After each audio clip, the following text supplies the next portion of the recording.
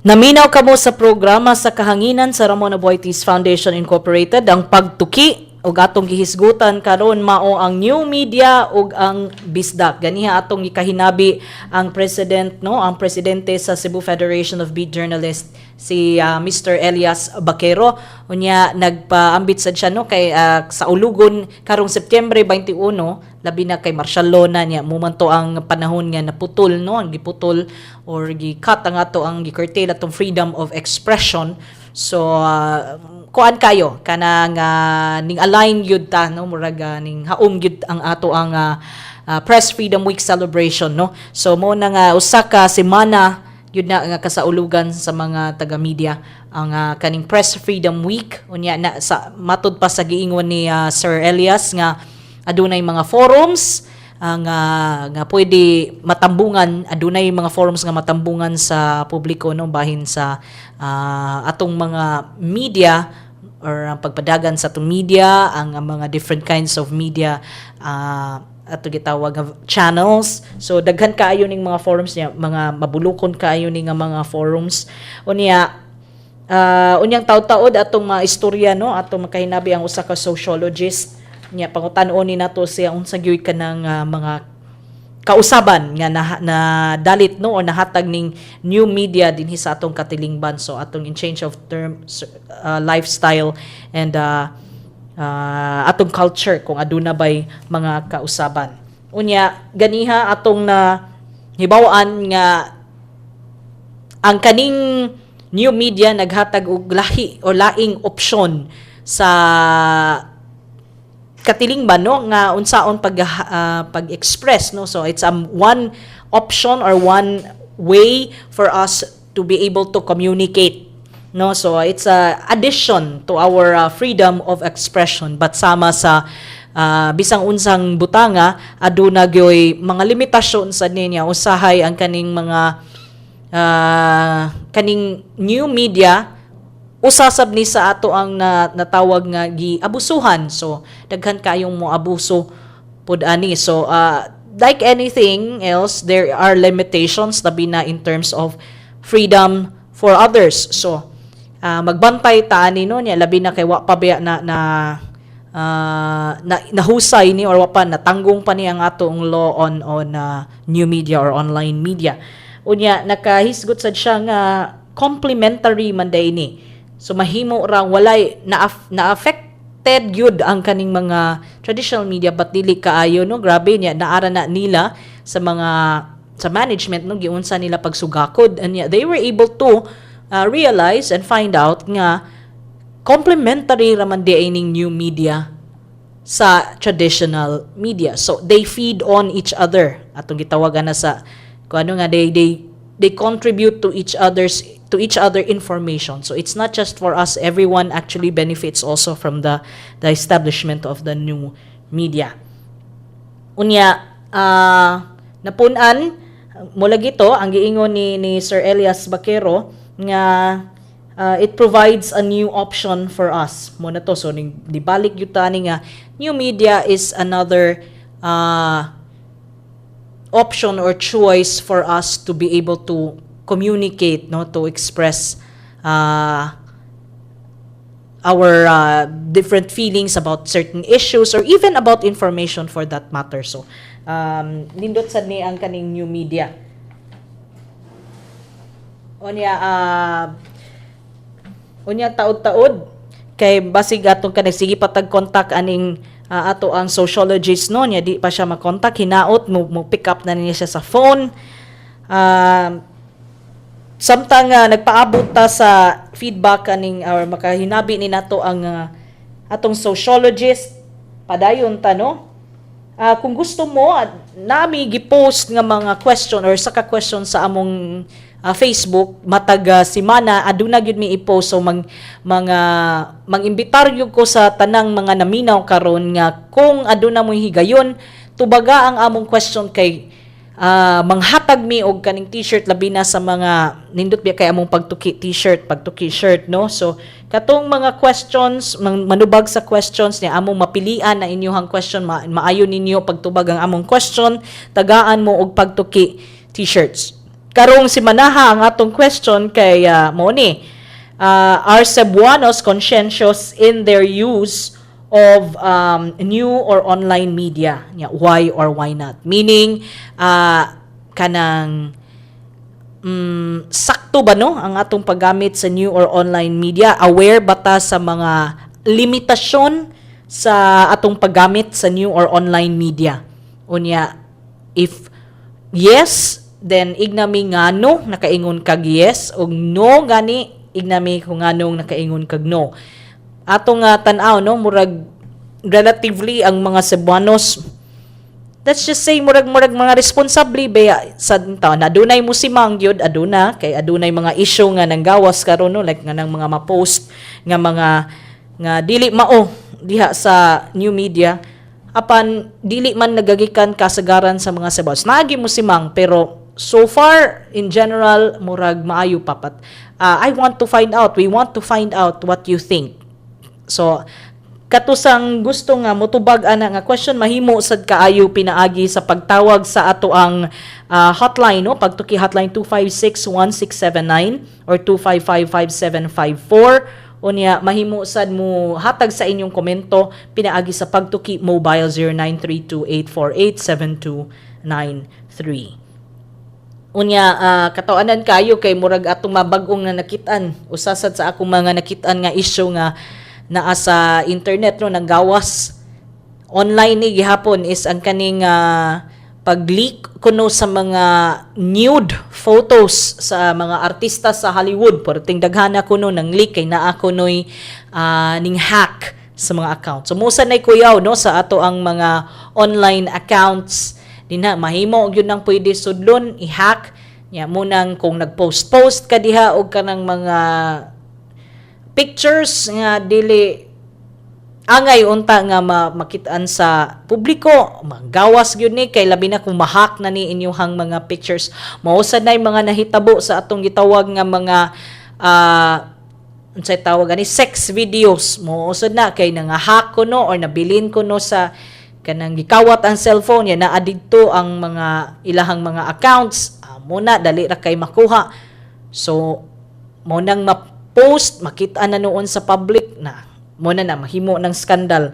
So maghinay ta ani mga suking tigpaminaw no kaning atong paggamit sa online or new media. Maghinay ta unsa ni atong ipang post, magsamot na pod nga maghinay ta sa atong mga ipanulti dinha kay kanang ipanulti nato online pwede ba gyud na siya nga gamito no, unya kanang sama sa printed word atong gitawag dili na ni mapapas or mas lisod-lisod na ni siya mapapas no, di pareha aning isulti lang unya unless na record no, but kung isulti lang dali ra malimtan, walay pruweba. But ang kaning online sama sad ni sa murag printed word nga kung unsa imong i-post pwede na gyud na nga gamiton against nimo unya kanang lisod na siya tangtangon. So sama na gyud na siya sa printed word, it is going to be there forever unless it take down ang site. But sometimes naiuban nga maka-record gyud ana nga post nimo na save na imuhang post. So maghinay gyud ta aning mga atong gipang storya, gipang butang dinha sa online. So asa atong paggamit sa new media or online media. Unya ato sa tan-aw no nga ang kaning it seems that ang new generation karon is really into kaning new media, online media, and not just new generation, murag na-hook naman pod ang mga katiguangan or mga mature nato nga mga individuals no. So murag na-hook na sa online media, murag kibaw jud ko nga daghan kayong tao the first thing they do when they wake up, igmata na nila ang una nilang buhaton dili na mga dili na nga maghalubilo sa ilahang mga kapamilya no, ilang mga pamilya dinha sa ibalay mo diretso day. The first thing they do when they open their eyes is open their FB accounts. So kuan kanang muraga angay na nato hinuklugan no ato nang imong reflect kung angayan bagyud na nga buhaton nato. First thing we do is kanang post, or the first thing we do is look at our FB accounts. Unya naa pa joy mga tao nga it seems that ang ilang kinabuhi may bawaan nimo the tibuok kinabuhi is actually documented online kay murag every lihok nila mag-post ug bag-o dito unsay bisang padong siya asa makibaw ka padong dito unsay iyang gibuhat makibaw ka unsay iyang gikaon bisang iyang gikaon makibaw ka nindot sa nga documented imong kinabuhi apan sama sa atong gihisgutan na nga naasad ni mga atong gitawag disadvantages. Maybe one of them would be security, no? Kaya can you just imagine kung may bawaan na ang imong tagalihok, makibaw ka asa ka padung, mahibaw na unsa imong gibuhat aning panahona, dali kay na ma-trace niya, dali kay ka mahibawan sa ubang tawo niya, labi ng mga tawo nga dain og kanang mga intensyon, no? Bati og intensyon. So, maghinay ta na naasa na yung mga security matters nga atong tan-awon ang kaning pag-post nato dihag bisang unsa sa online, no? Or new media. Unya, musad ni isa sad akong na-notice, mag-post og pictures, kibaw ka unsay uso na sad karon kanang hulman ang imong naong, hulman ang imong lawas, unya i-edit, perting dalian na biya kay i-edit kay available na ang kaning mga free nga editing tools, no? Online sus usahay ang imong dagway mabutang og laing lawas nya malaway pa jud ang kanang gipangbuhat, no? Or nga na mabutang imong naong na mo na so usasad na dali na kaayo kung labi na sa mga tao kaning mga new media atong mga new channels ug new tools mahabutang diha, no? Mahamutang sa mga sa kamot sa kanang atong gitawag mga tao nga bati og intensyon. So angay gyud ta maghinay niya. I know nga naasad na sa like sama sa FB, no, sa Facebook na ay mga confidentiality nga mga clauses din ha, naasay mga measures din ha. So maybe ato nang liun tan-aw nato na kung unsaon gyud nato pag panalipod, no, sa ato ang kaugalingon din ha sa new media or online media. Nya init gyud ning kanang hisgutanan ning kaning law nga natanggong karon nga ang kaning pagpasaka ning unsa ganito tawag adto nga law basta nga naatoy gipasaka nga law bahin na nga murag ganang isip pag-regulate, no, sa aning mga online or new media nga mga gipambutang din ha. So murag padayon pa ang diskusyon ana. So ang diha sa Rafi nagtukod na gyud ganig among gitawag nga social media policy. Para namo ang stand is that whatever you post, and this should be, I think, no, sakto sa dinga nga paghunahuna nga unsa imong gi-post sa social media, sa online media sites is never devoid or dili gyud na siya lahi sa imuhang pagkatao. So unsa ka nga pagkatao mo reflect gyud na siya didto sa new media, social media or online media. So maghinay ta. I mean, our reputation, our identity is will be questioned, no? Kung ma-question gyud na siya kung atong gipamutang dinha sa online or new media is something kanang dili maayo, no, nya i-questionon gyud na ang imuhang kredibilidad, questionon ang imuhang reputasyon, questionon na ang imuhang kinaiya. So this is another pahimangno no nga we should be careful about what we post, but we know also how important new media has become to our lives. It has really opened up, facilitated kaning communication. Sama nimo gatong giingon ni Sir Eli ganiha nga sa una telegrama perting dugaya kung simbako na ay nahitabo sa atong mga kabanay, no, o sa atong mga kanang paryente sa laing lugar, sus pila pa ka adlaw maabot ang telegrama kay numdum jud ko ana niya sus mga 2-3 ka adlaw pa dugay kay maabot ang telegrama. Karon tungod sa cellphone, which is also a way of communicating, no, it's also part of new media. The cell phone, when we can readily communicate kung unsa ang nahitabo. So anyway, samtang nagpadayon ta sa ato ang diskusyon, no, ato mo hunong sa takadiyot kay murag na atong paminawon ning atong mga nahabiling balita ug mga pahinumdum. Kahibaw ba mo kinsa ang mga nagpaluyo sa Cebu Press Freedom Week?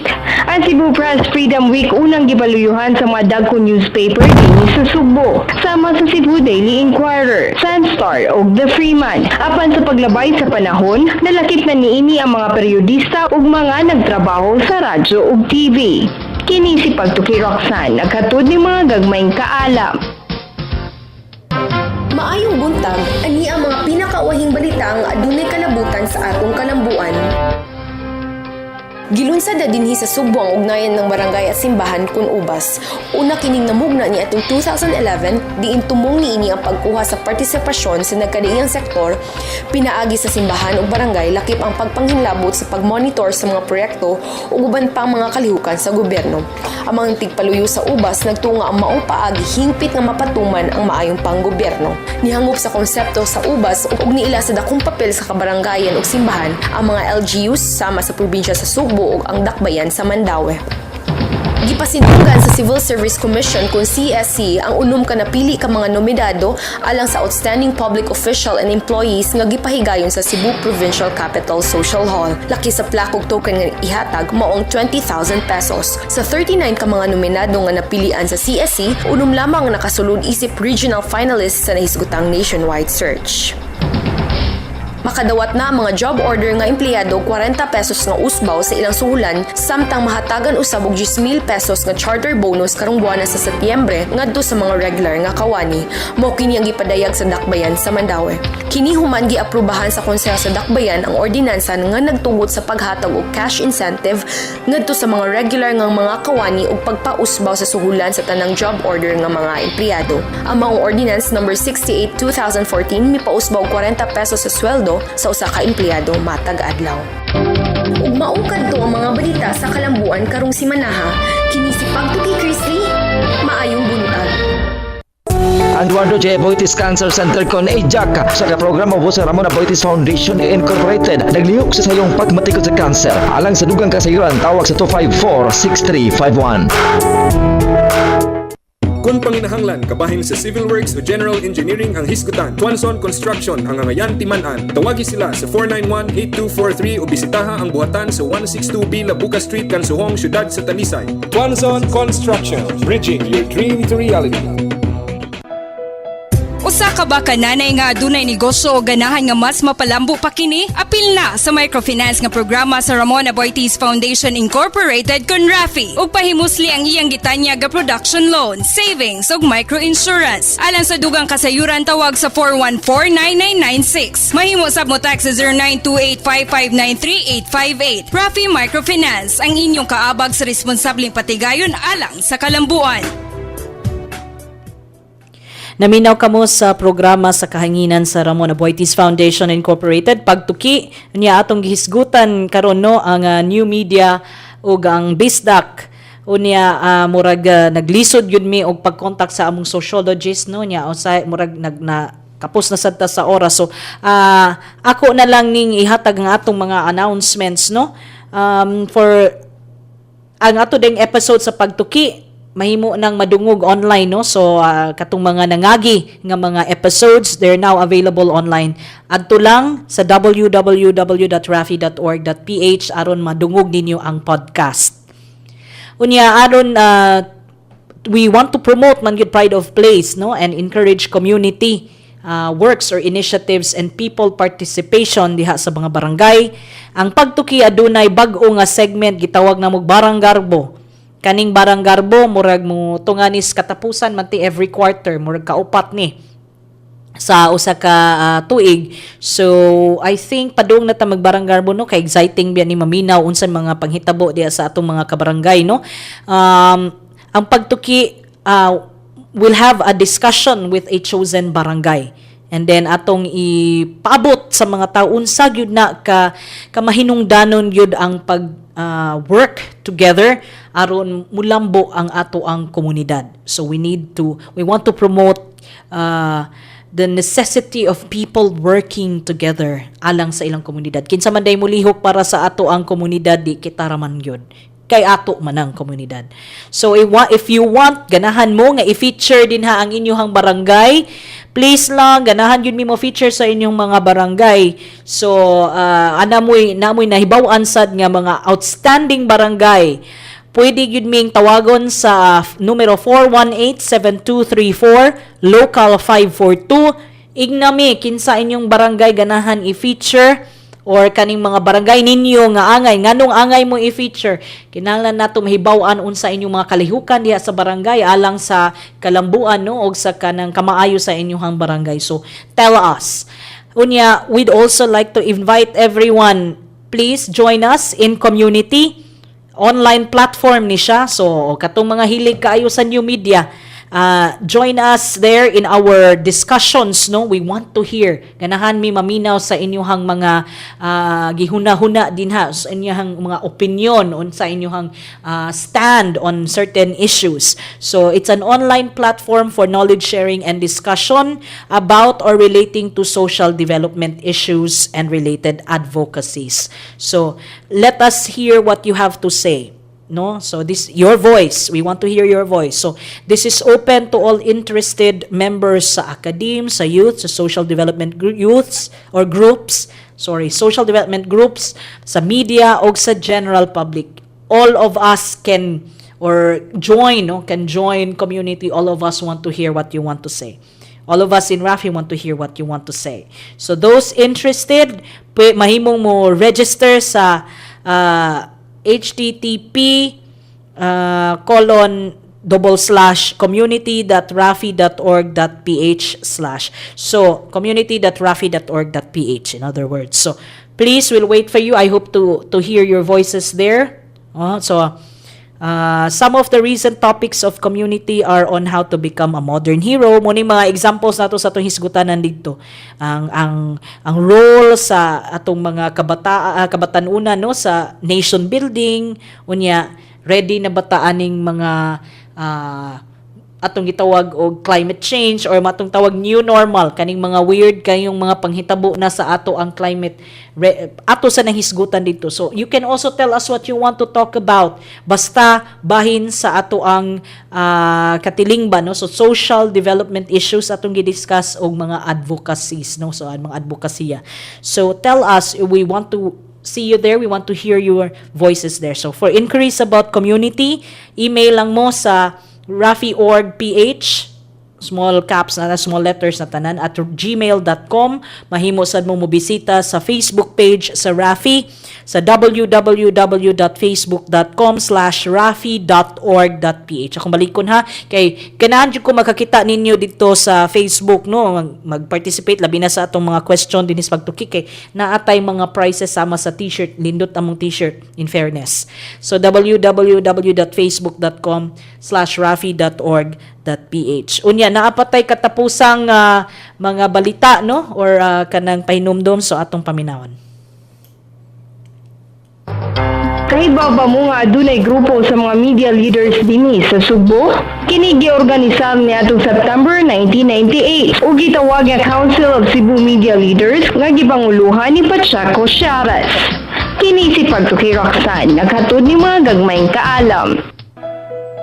Usa ka ba kananay nga adunay negosyo o ganahan nga mas mapalambo pa kini? Apil na sa microfinance nga programa sa Ramon Aboitiz Foundation Incorporated kon Rafi. Ug pahimusli ang iyang gitanya nga production loan, savings ug microinsurance. Alang sa dugang kasayuran tawag sa 414-9996. Mahimo sab mo tax sa 0928-5593858. Rafi Microfinance ang inyong kaabag sa responsableng patigayon alang sa kalambuan.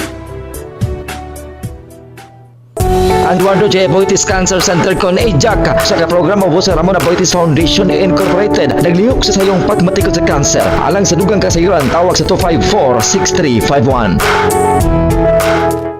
Kung panginahanglan kabahin sa civil works o general engineering ang hisgutan, Tuanson Construction ang angayan timan-an. Tawagi sila sa 491-8243 o bisitaha ang buhatan sa 162B Labuca Street, Kansuhong, Syudad sa Talisay. Tuanson Construction, bridging your dream to reality. Naminaw kamo sa programa sa kahanginan sa Ramon Aboitiz Foundation Incorporated. Pagtuki atong gihisgutan sa atong episode karon mao ang new media ug ang BISDAC. Unya mapasalamaton kaayo ko sa pagdawat sa atong tawag no ni Sir Elias Baquero, ang president no sa Cebu Federation of Beat Journalists. So salamat kayo Sir Eli. I know busy kay ka, nag-medical mission sila, but salamat kayo sa pagtubag. Unya kay wa naman tay panahon no dinhi natapos ang atong pagtuki. Salamat kaayo sa tanan nga naminaw no sa ngalan sa Ramon Aboitiz Foundation Incorporated. Ang akong mga kauban sa buhat si Roxanne Muncat nya, si John Michael Cañeda o si Genevieve Cañete, atong mga production in charge karon. Unya magpasalamat sad ko ni Sir Chris Rimonde, atong technician. Kana ako inyong kauban no ang program director sab unya kang Ma'am Domi Chua, Chief Operating Officer Sir Rafi. Kini si Heidi Palapar nagpasalamat sa pakiguban kanato sa pagsulong sa kalambuan. Hangtod sa sunod semana sa samang takna adlaw og istasyon, maayong buntag Kabisayan ug Mindanao.